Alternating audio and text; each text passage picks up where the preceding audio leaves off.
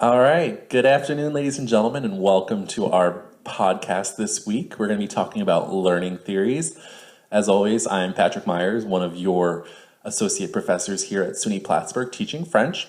And today I've enlisted the help of an esteemed colleague of mine, Professor Sylvie Levesque. She's also a French professor here. So, Sylvie, welcome and thank you for coming today. Thank you for having me. Yes, what I love about our styles is that we're both so different in the classroom, This but is yet true. so effective. So why don't you just tell everybody what theory you use in the classroom? Absolutely. So what I use mainly is social cognitive constructivism. Okay. This is a mix of Jean Piaget's theory and Lev Vygotsky theory. So Jean Piaget's learning theory says that children build their knowledge of the world. So as they grow up through different stages that he clearly identifies, they construct their knowledge of the world through four important processes. Okay. Schemas, assimilation and accommodation, organization. So Vygotsky, on his side, he says that children's cognitive development is shaped by cultural context in which they live and the social influences. The social influences can come from teachers, they can come from peers, even adults. And Vygotsky created the concept of the zone of proximal development, the ZPD. Cool. What is the ZPD? The ZPD is the range of tasks that are too difficult for a child to master alone, but they can be learned with guidance and assistance of adults and more skilled children. Wonderful. So what do you make of that? Well, according to Piaget, children learn best when they are active participants. They learn by doing things. According to Vygotsky, they learn better if instruction is placed in a meaningful context and if instruction use strategies like scaffolding, the ZPD, shared activity, which imply the social component here. Okay. So how would you implement that in a classroom? In a classroom, this is very fun. So we use a play, we use a storytelling, we use active collaboration and repetition and gestures. Okay. High frequency words, vocabulary words are introduced with gestures and are contextualized in stories, drama, songs, and dance. This is how children create schemas, if we want to refer to not Vygotsky, but Piaget's theory. Okay. So you realize here the social component also from Vygotsky, because they do this all together. This is a very noisy classroom. I bet. The students, again, they do this all together, and what it does, they create meanings. It creates meanings for them. Okay.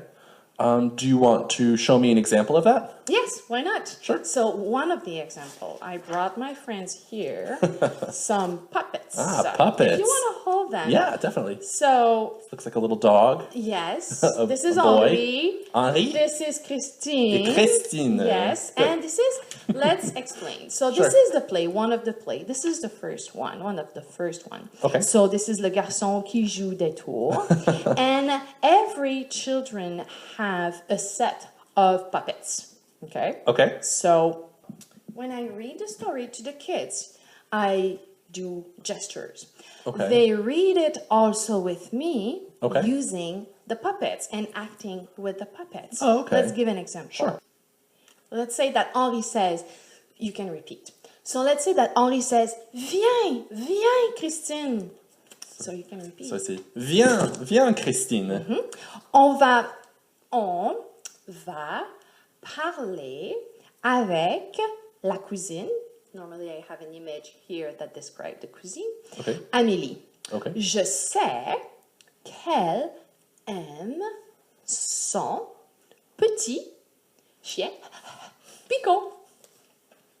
Yes. Regarde ça. So this is an example. A little Okay. bit. So, but usually they read with me and they act with the Okay. puppets. I gesture and I read. Okay. Okay. So this is, I am active. They are very active Awesome. also. Okay. So while they do this, they speak, they manipulate the puppets. by recreating the story. Therefore, they talk to each other. They are really involved. They learn constantly in a social context, which is very engaging. Awesome. I have another example. Sure. Using scaffolding and the ZPD. Awesome.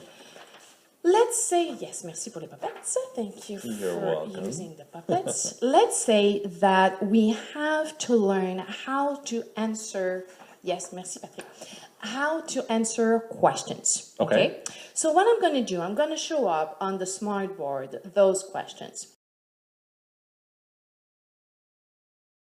I will model how we do answer to these questions first, and then I will let them work in a group answering the questions by themselves. Okay. So when I will model it, I will show them that in this answer is found, all the words are found in the questions.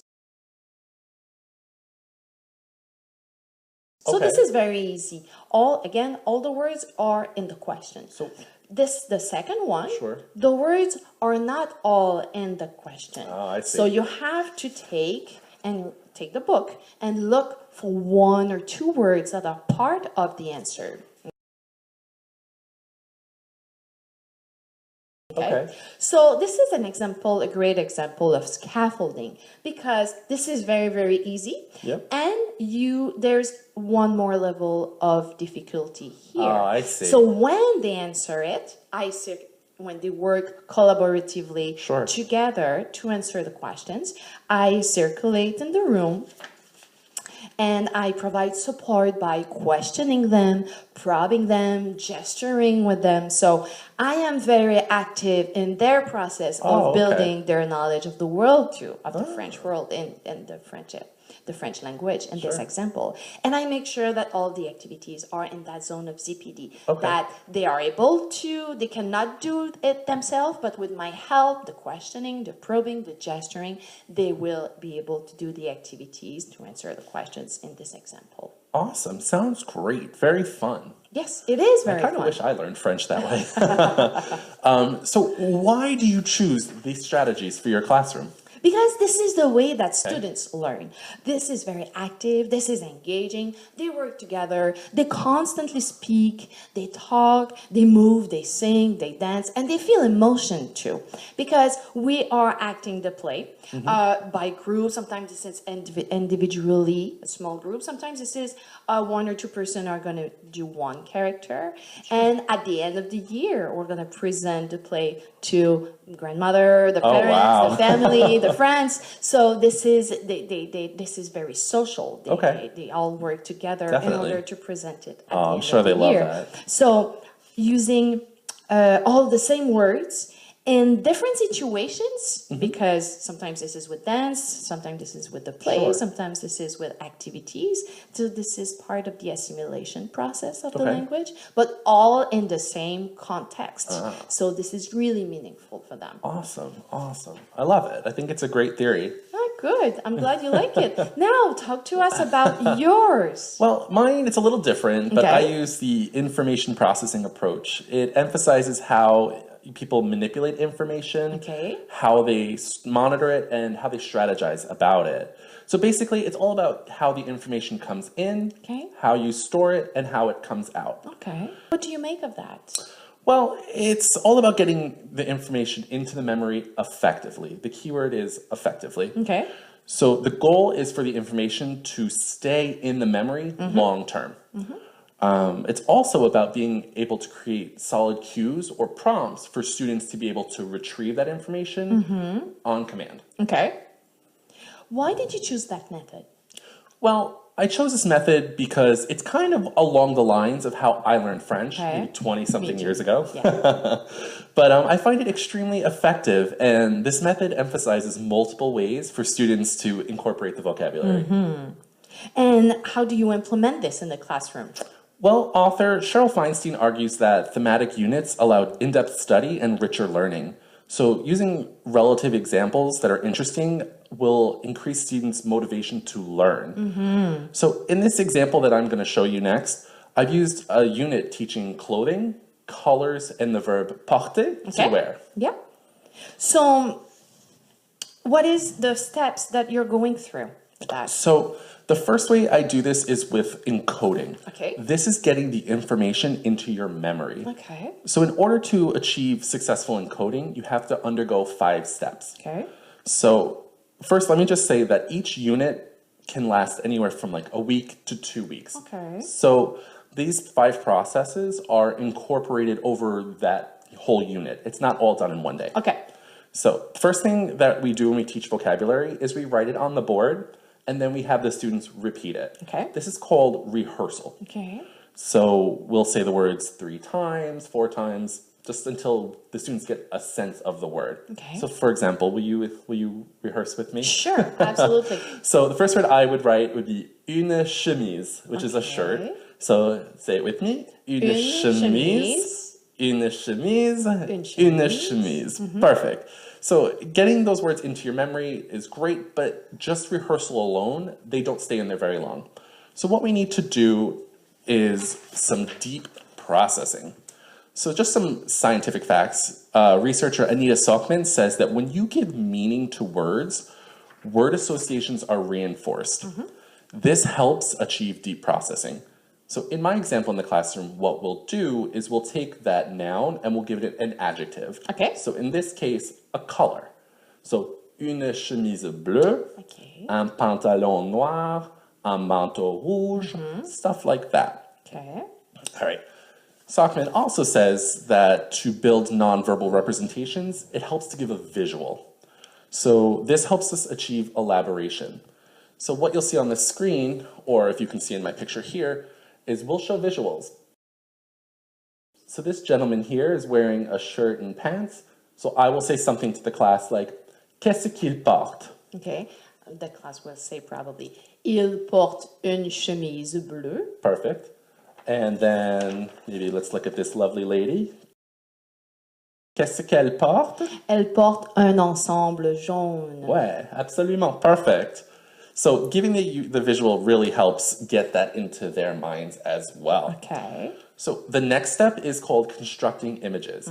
This is where we bring that information to life. So usually what I'll do is I'll have a student volunteer come to the front of the classroom and they will describe what they're wearing. Okay. So Sylvie, will you be my student Oui, today? certainement, absolutely. Ok. Sylvie, qu'est-ce que tu portes aujourd'hui? Je porte un pantalon noir et je porte un gilet gris. Absolument. Thank you. Finally, the last step is called organization.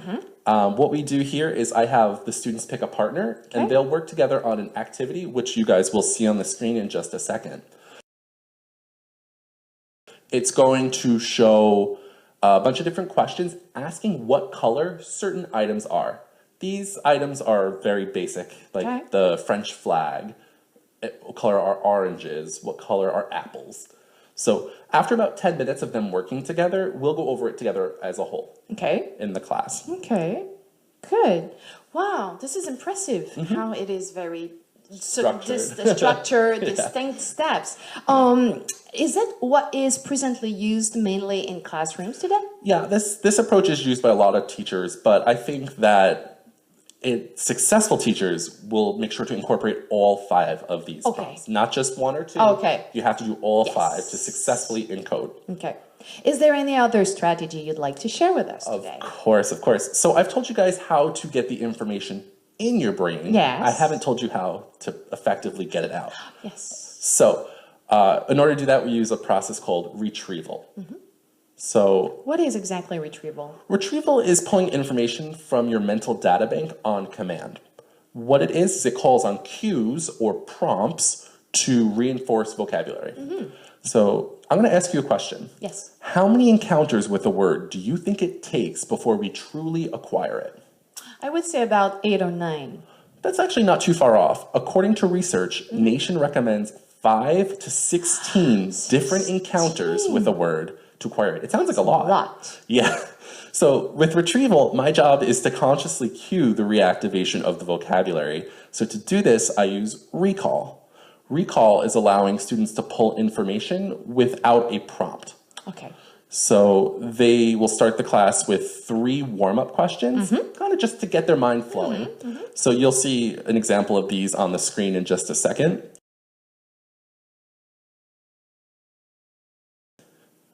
These questions basically ask, what do you wear in winter? Okay. What do you wear in summer? What do you wear to a job interview? And what are your favorite colors? So these questions I picked for a specific reason. They pretty much cover all of the vocabulary in the unit. So it gives them a chance to experience it. So another exercise that we do to prompt retrieval in the classroom is to go around the room and pick students to describe what they're wearing. So it makes the experience a little more personal, and it incorporates all 3 of those objectives, the nouns, the adjectives, and the verbs that we taught in that unit. Okay, yeah, so they are, again, involved. Yeah, absolutely. Oh, wonderful. Yeah. Now, Patrick, why don't we compare and contrast our method I would and love to. strategies? Sure. So I think one of the way that our strategies have in common is it encourages active participation. Yeah, absolutely. Students are definitely involved Yes. and actively learning. I love it.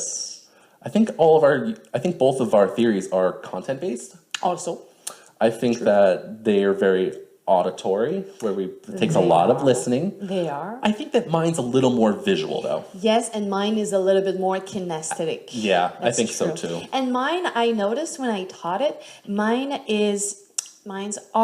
I need to implement more visuals. So I need Okay. to supplement with visuals. Students are asking for it. Yes. Okay. Yes. I think with my units are not built on one another. So, for example, we taught this unit on colors and clothing. If you were next week learning about food, you don't need to know colors and clothing to learn about food. That's true. I think the only exception with this would be with grammar, so to Okay. speak. Like Okay. learning a sentence structure or Okay. something along those lines.